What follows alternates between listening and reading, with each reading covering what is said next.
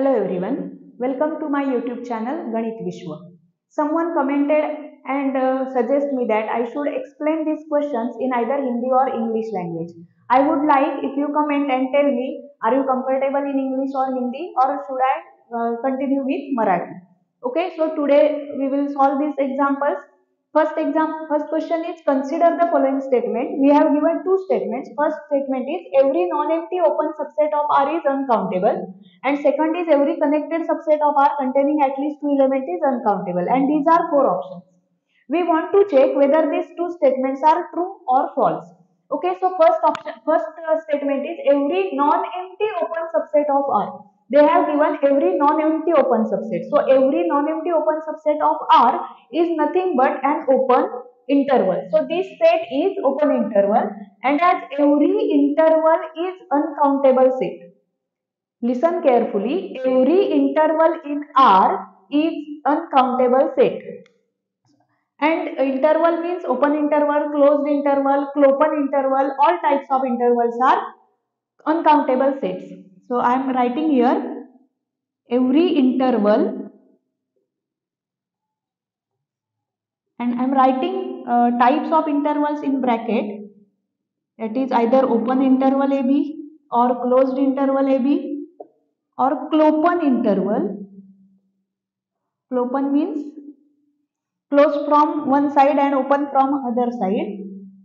This can be open at A and closed at B also, and every interval is an open set. Sorry, every interval is an uncountable set. Every interval is an uncountable set in R, and every non-empty open subset in R means open interval in R, so it is uncountable set. So statement A is correct statement. Now statement 2, every connected subset of R. They have given connected subset, and we know that every connected subset of R is either a singleton set or an interval.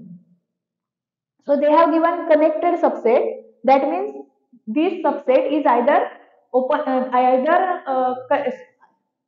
every connected subset of R, that means this subset is either an interval or singleton set. But further they have given containing at least two elements, that means this set must be an interval, and we have just discussed that every interval in R is an uncountable set. So this set is also uncountable. So option B is also a correct option. So we will see option statement A is true, statement B is true, and this is option C. So option C is a correct option. Now let us discuss second example. Second example is, how many solutions are there for the equation cos x minus e raised to minus x is equal to 0. That means number of solutions, we want to find number of solutions of cos x minus e raised to minus x is equal to 0. These both are not a simple equation, not a simple equations. This is not a simple equation, cos x minus e raised to x is equal, e raised to minus x is equal to 0. So what will we do? We will plot graph of this. Cos x minus e raised to minus x is 0. First let us consider given equation cos x minus e raised to minus x is equal to 0. This equation is difficult to solve.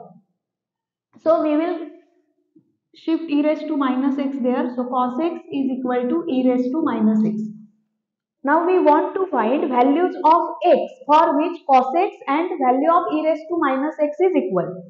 This is also not difficult, but it is lengthy process to find values of x for which cos x and e raised to minus x is same. So we will plot the graph of cos x and e raised to minus x, and will check at which points x and cos x and e raised to minus x are equal. That means we will find number of points of intersection of graph cos x and e raised to minus x. So I am plotting cos x.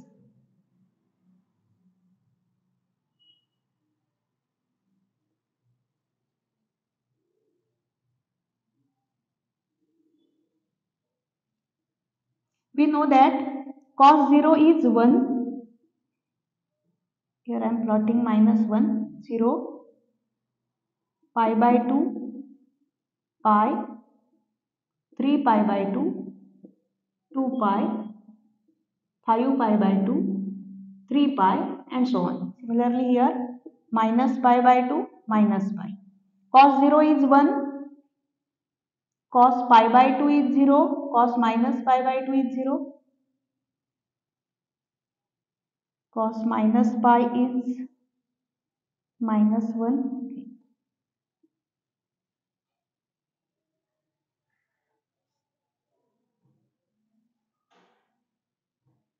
Cos pi is minus 1. Again cos 3 pi is 0.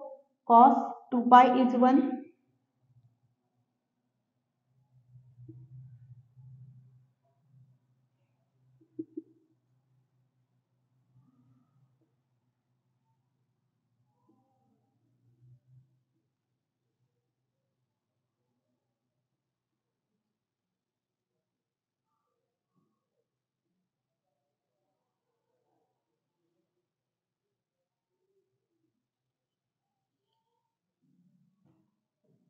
So this is a graph for cos x.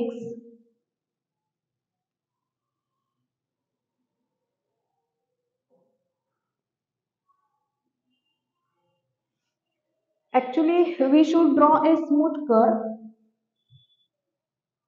Okay. Now I want to plot the graph of e raised to minus x. So at x is equal to 0, e raised to minus x will be e raised to minus 0, that is 1. So e raised to 0 is 1.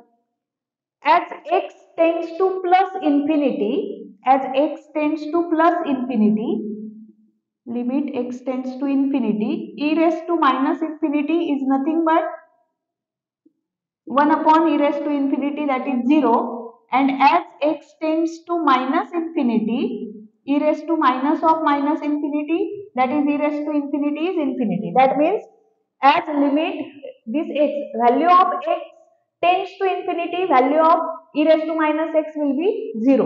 So value of x tends to infinity to this side, and value of x tends to minus infinity to this side. So minus infinity, so the graph will be of this type.